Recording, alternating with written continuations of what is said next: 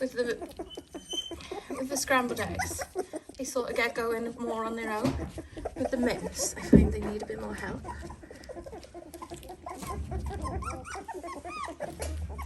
With the scrambled eggs, I can sort of clean. I don't want you doing that.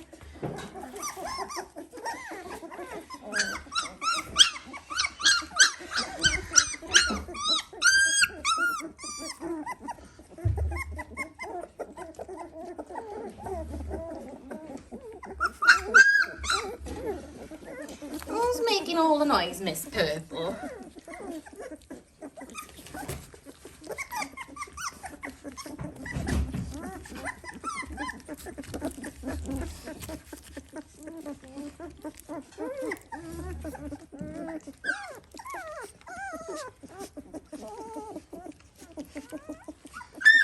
Right, Miss Purple, you're going the wrong way and then you're shouting for food. Come here, fatty. Your food's over here.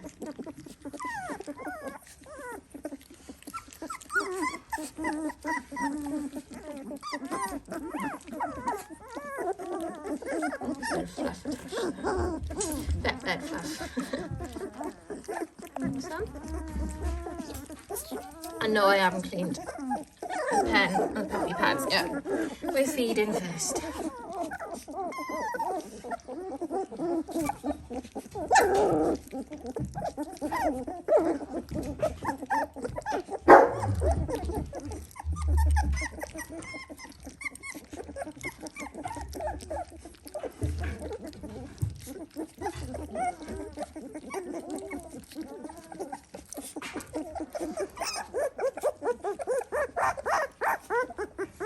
You ate loads last night of mince, and you miss Pink.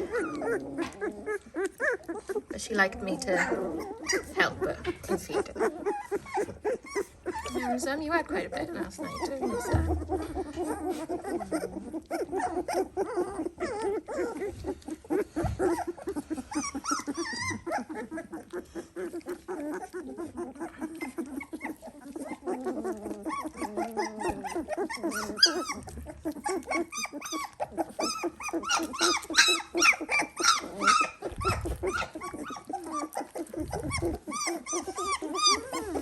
I think they're probably getting strong enough to eat out of the donut bowl, which is a lot tidier. Like, they make far less mess with it. Because like on the plate they just swing, you know, just spread it around, flatten it out.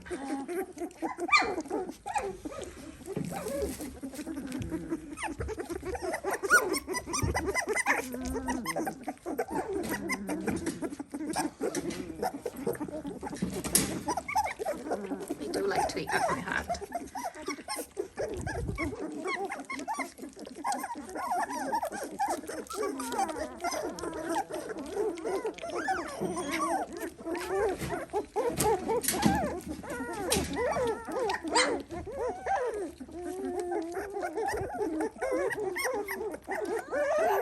We finished eating. I stopped filming because it was just easier to have two hands to help them feed. So after food we have a lot of noise and groaning, and then the puppy shaking, which is all completely normal, completely fine. You half look like you might want to wee. So what I did yesterday when I did the vet bed change was I did 2 smaller pieces of vet bed and I put it in like an L, so they haven't got so far to go to the toilet. So what was happening was they were missing. They were coming away from where they were sleeping. Good puppy shakes after eating. Yeah, they were coming away from where they were sleeping, but not far enough, so they were still weeing on the vet bed, which like isn't a problem. It's going to be washed anyway, but it's just better for their training if they can learn to wee on puppy pads.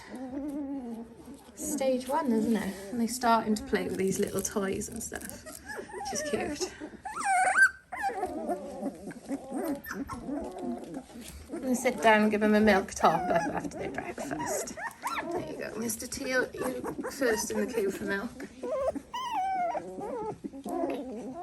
You ate lots, didn't you? You all did, other than Mr. Teal.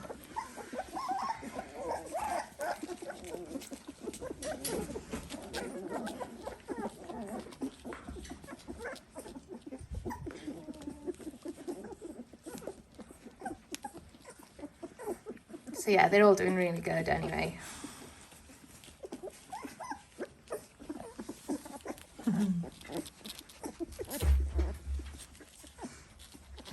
And Arya's doing very, very well. Yeah, you still love your babies.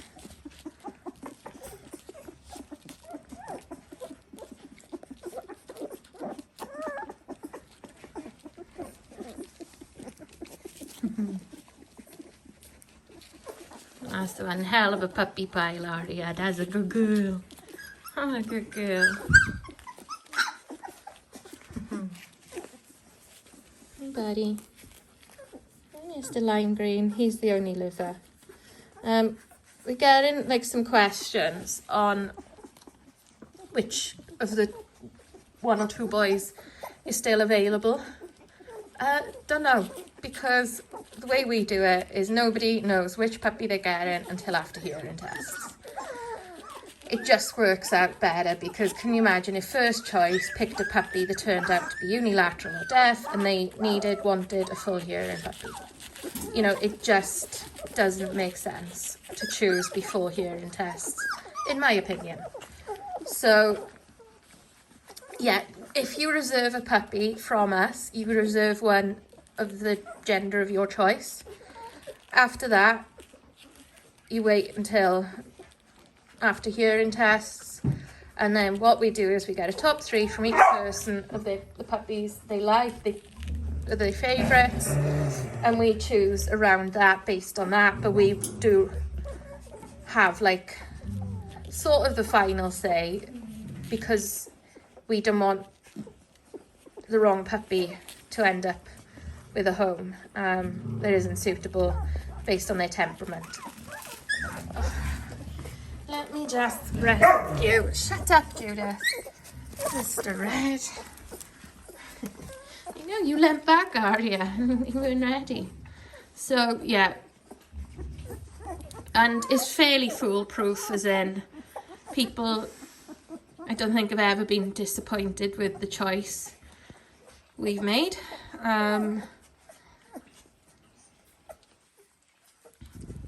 And it is based on, you know, your family setup, your circumstances at home.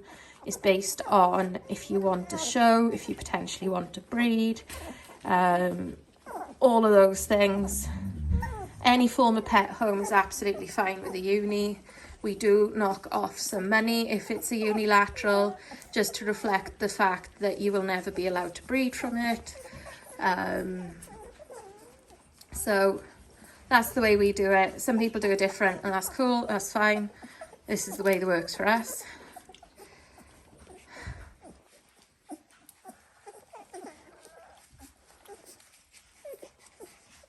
What are you doing up there, buddy?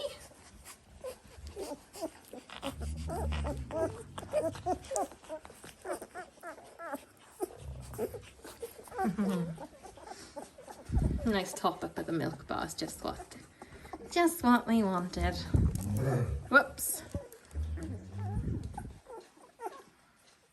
Look how big they all are. Right, I'm going to leave this here. I shall see you all soon. Bye.